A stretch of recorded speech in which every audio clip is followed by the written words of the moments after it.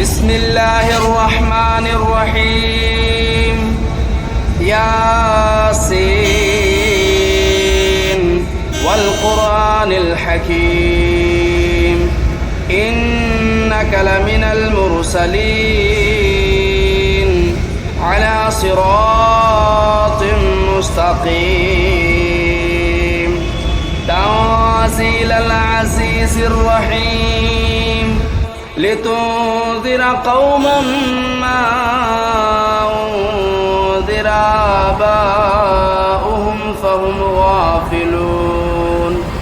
لقد حق القول على أكثرهم فهم لا يؤمنون إنا جعلنا في أعناقهم أغلالا فهي إلى الأذقان فهم مقمحون وجعلنا من بين أيديهم سدا ومن خلفهم سدا فأغشيناهم فهم لا يبصرون وسواء عليهم أنذرتهم أم لم تنذرهم لا يؤمنون إنما تنذر من اتبع الذكر وخشي الرحمن بالغيب فبشره بمغفرة وأجر كريم إنا نحن نحيي الموتى ونكتب ما قدموا وآثارهم وكل شيء أحصيناه في إمام مبين واضرب لهم مثلا أصحاب القرية إذ جاءها المرسلون إذا أرسلنا إليهم اثنين فكذبوهما فعززنا بثالث فقالوا إنا إليكم مرسلون قالوا ما أنتم إلا بشر مثلنا وما أنزل الرحمن من شيء إن أنتم إلا تكذبون قالوا ربنا يعلم إنا إليكم لمرسلون وما علينا إلا البلاغ المبين قالوا إنا تطيرنا بكم لئن لم تنتهوا لنرجمنكم وليمسنكم منا عذاب أليم قالوا طائركم معكم أئن ذكرتم بل أنتم قوم مسرفون وجاء من أقصى المدينة رجل يسعى قال يا قوم اتبعوا المرسلين اتبعوا من لا يسألكم أجرا وهم مهتدون وما لي لا أعبد الذي فطرني وإليه ترجعون أتخذوا من دونه آلهة إن يردني الرحمن بضر لا تغن عني شفاعتهم شيئا ولا ينقذون إني إذا لفي ضلال مبين إني آمنت بربكم فاسمعون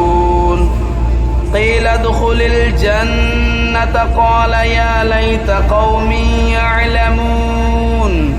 بما غفر لي ربي وجعلني من المكرمين وما أنزلنا على قومه من بعده من جود من السماء من جود من السماء وما كنا منزلين إن كانت إلا صيحة واحدة فإذا هم خامدون يا حسرة على العباد ما يأتيهم من رسول إلا كانوا به يستهزئون ألم يروا كم أهلكنا قبلهم من القرون أنهم إليهم لا يرجعون وإن كل لما جميع لدينا محضرون وآية لهم الأرض الميتة أحييناها وأخرجنا منها حبا فمنه يأكلون وجعلنا فيها جنات من نخيل وأعناب وفجرنا فيها من العيون ليأكلوا من ثمره وما عملته أيديهم أفلا يشكرون سبحان الذي خلق الأزواج كلها مما تنبت الأرض ومن أنفسهم ومما لا يعلمون وآية لهم الليل نسلخ منه النهار فإذا هم مظلمون والشمس تجري لمستقر لها ذلك تقدير العزيز العليم والقمر قدرناه منازل حتى عاد كالعرجون القديم لا الشمس ينبغي لها أن تدرك القمر ولا الليل سابق النهار وكل في فلك يسبحون وآية لهم أنا حملنا ذريتهم في الفلك المشحون وخلقنا لهم من مثله ما يركبون وإن نشأ نغرقهم فلا صريخ لهم ولا هم ينقذون إلا رحمة منا ومتاعا إلى حين وإذا قيل لهم اتقوا ما بين أيديكم وما خلفكم لعلكم ترحمون وما تأتيهم من آية من آيات ربهم إلا كانوا عنها معرضين وإذا قيل لهم أنفقوا مما رزقكم الله قال الذين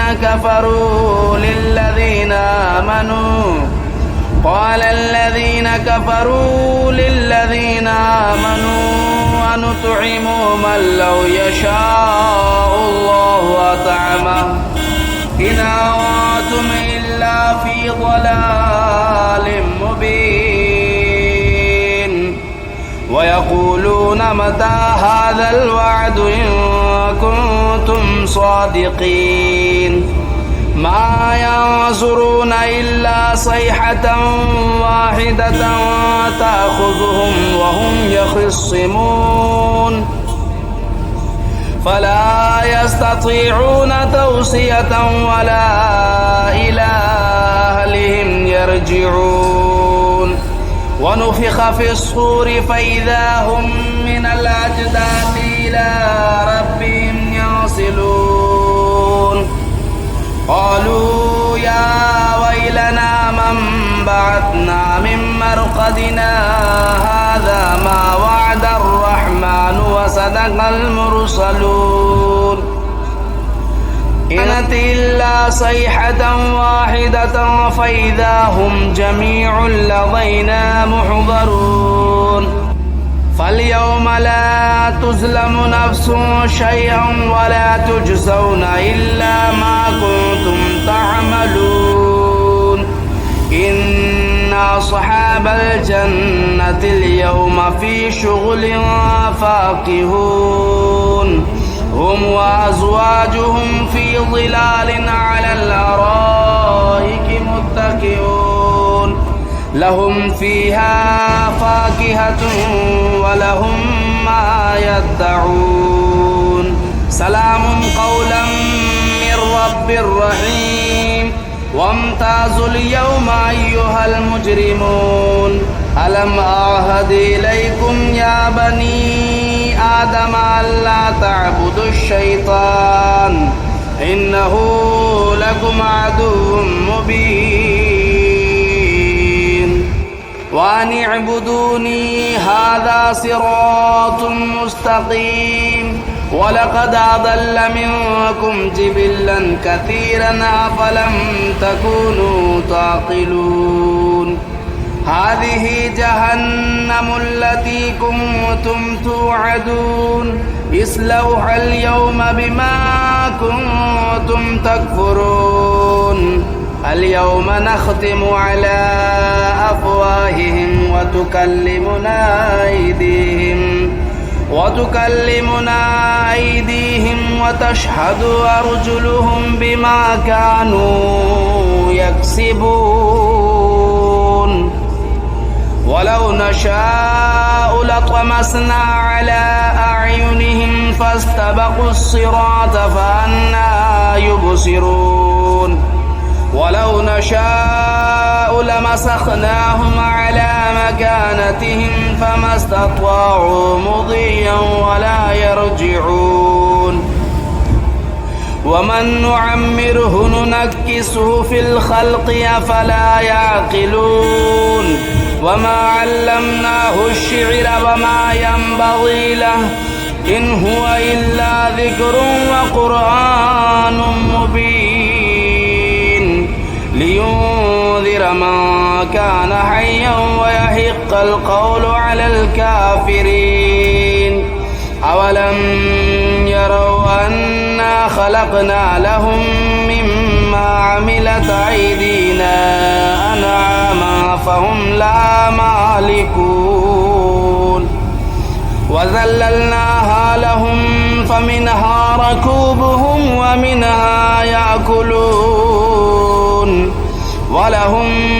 فيها منافع ومشارب أفلا يشكرون واتخذوا من دون الله آلهة لعلهم ينصرون لا يستطيعون نصرهم وهم لهم جند محضرون فلا يحزنك قولهم إنا نعلم ما يسرون وما يعلنون أولم ير الإنسان أنا خلقناه من نطفة فإذا هو خصيم مبين وضرب لنا مثلا ونسي خلقه قال من يحيي العظام وهي رميم قل يحييها الذي أنشأها أول مرة وهو بكل خلق عليم الذي جعل لكم من الشجر الأخضر نارا فإذا أنتم منه توقدون أوليس الذي خلق السماوات والأرض بقادر على أن يخلق مثلهم بلى وهو الخلاق العليم إنما أمره إذا أراد شيئا أن يقول له كن فيكون فسبحان الذي بيده ملكوت كل شيء وإليه ترجعون بسم الله الرحمن الرحيم الرحمن علم القرآن خلق الإنسان علمه البيان الشمس والقمر بحسبان والنجم والشجر يسجدان والسماء رفعها ووضع الميزان ألا تطغوا في الميزان وأقيموا الوزن بالقسط ولا تخسروا الميزان والأرض وضعها للأنام فيها فاكهة والنخل ذات الأكمام والحب ذو العصف والريحان فبأي آلاء ربكما تكذبان خلق الإنسان من صلصال كالفخار وخلق الجن من مارج من نار فبأي آلاء ربكما تكذبان رب المشرقين ورب المغربين فبأي آلاء ربكما تكذبان مرج البحرين يلتقيان بينهما برزخ لا يبغيان فبأي آلاء ربكما تكذبان يخرج منهما اللؤلؤ والمرجان فبأي آلاء ربكما تكذبان وله الجوار المنشآت في البحر كالأعلام فبأي آلاء ربكما تكذبان كل من عليها فان ويبقى وجه ربك ذو الجلال والإكرام فبأي آلاء ربكما تكذبان يسأله من في السماوات والأرض كل يوم هو في شأن فبأي آلاء ربكما تكذبان سنفرغ لكم أيها الثقلان فبأي آلاء ربكما تكذبان يا معشر الجن والإنس إن استطعتم أن تنفذوا من أقطار السماوات والأرض فانفذوا لا تنفذون إلا بسلطان فبأي آلاء ربكما تكذبان يرسل عليكما شواظ من نار ونحاس فلا تنتصران فبأي آلاء ربكما تكذبان فإذا انشقت السماء فكانت وردة كالدهان فبأي آلاء ربكما تكذبان فيومئذ لا يسأل عن ذنبه إنس ولا جان فبأي آلاء ربكما تكذبان يعرف المجرمون بسيماهم فيؤخذوا بالنواصي والأقدام فبأي آلاء ربكما تكذبان هذه جهنم التي يكذب بها المجرمون يطوفون بينها وبين حميم آن فبأي آلاء ربكما تكذبان ولمن خاف مقام ربه جنتان فبأي آلاء ربكما تكذبان ذواتا أفنان فبأي آلاء ربكما تكذبان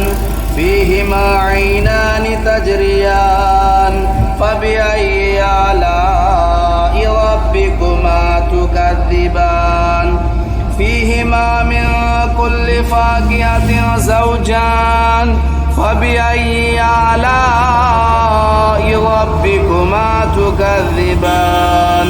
متكئين على فرش بطائنها من استبرق وجنى الجنتين دان فبأي آلاء ربكما تكذبان فيهن قاصرات الطرف لم يطمثهن إنس قبلهم ولا جان فبأي آلاء ربكما تكذبان كأنهن الياقوت والمرجان فبأي آلاء ربكما تكذبان هل جزاء الإحسان إلا الإحسان فبأي آلاء ربكما تكذبان ومن دونهما جنتان فبأي آلاء ربكما تكذبان مدهامتان فبأي آلاء ربكما تكذبان فيهما عينان نضاختان فبأي آلاء ربكما تكذبان فيهما فاكهة والنخل والرمان فبأي آلاء ربكما تكذبان فيهن خيرات حسان فبأي آلاء ربكما تكذبان حور مقصورات في الخيام فبأي آلاء ربكما تكذبان لم يطمثهن إنس قبلهم ولا جان فبأي آلاء ربكما تكذبان متكئين على رفرف خضر وبخري حسان فبأي آلاء ربكما تكذبان تبارك اسم ربك ذو الجلال والإكرام بسم الله الرحمن الرحيم تبارك الذي بيده الملك وهو على كل شيء قدير الذي خلق الموت والحياة ليبلوكم أيكم أحسن عملا وهو العزيز الغفور الذي خلق 7 سماوات طباقا ما ترى في خلق الرحمن من تفاوت فارجع البصر هل ترى من فطور ثم ارجع البصر كرتين ينقلب إليك البصر خاسئا وهو حسير ولقد زينا السماء الدنيا بمصابيح وجعلناها رجوما للشياطين وأعتدنا لهم عذاب السعير وللذين كفروا بربهم عذاب جهنم وبئس المصير إذا ألقوا فيها سمعوا لها شهيقا وهي تفور تكاد تميز من الغيظ كلما ألقي فيها فوج سألهم خزنتها ألم يأتكم نذير قالوا بلى قد جاءنا نذير فكذبنا وقلنا ما نزل الله من شيء إن أنتم إلا في ضلال كبير وقالوا لو كنا نسمع أو نعقل ما كنا في أصحاب السعير فاعترفوا بذنبهم فسحقا لأصحاب السعير إن الذين يخشون ربهم بالغيب لهم مغفرة وأجر كبير وأسروا قولكم أو اجهروا به إنه عليم بذات الصدور ألا يعلم من خلق وهو اللطيف الخبير هو الذي جعل لكم الأرض ذلولا فامشوا في مناكبها وكلوا من رزقه وإليه النشور أأمنتم من في السماء أن يخسف بكم الأرض فإذا هي تمور أم أمنتم من في السماء أن يرسل عليكم حاصبا فستعلمون كيف نذير ولقد كذب الذين من قبلهم فكيف كان نكير أولم يروا إلى الطير فوقهم صافات ويقبضن ما يمسكهن إلا الرحمن إنه بكل شيء بصير أمن هذا الذي هو جند لكم ينصركم من دون الرحمن إن الكافرون إلا في غرور أمن هذا الذي يرزقكم إن أمسك رزقه بل لجوا في عتو ونفور أفمن يمشي مكبا على وجهه أهدى أمن يمشي سويا على صراط مستقيم قل هو الذي أنشأكم وجعل لكم السمع والأبصار والأفئدة قليلا ما تشكرون قل هو الذي ذرأكم في الأرض وإليه تهشرون ويقولون متى هذا الوعد إن كنتم صادقين قل إنما العلم عند الله وإنما أنا نذير مبين فلما رأوه زلفة سيئت وجوه الذين كفروا وقيل هذا الذي كنتم به تدعون قل أرأيتم إن أهلكني الله ومن معي أو رحمنا فمن يجير الكافرين من عذاب أليم قل هو الرحمن آمنا به وعليه توكلنا فستعلمون من هو في ضلال مبين قل أرأيتم إن أصبح ماؤكم غورا فمن يأتيكم بماء معين